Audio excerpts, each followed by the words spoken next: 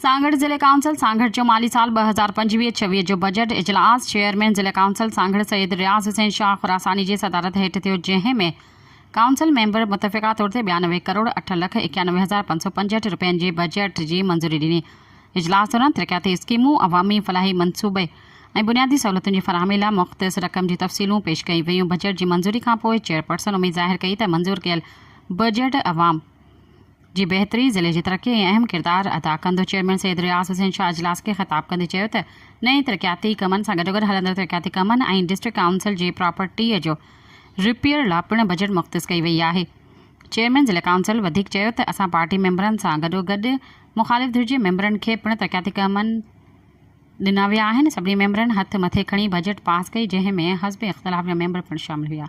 Subscribe कयो अवामी news HD खे ऐं ताज़ा तरीन ख़बरुनि लाइ ॾिसंदा रहो अवामी न्यूज़ HD।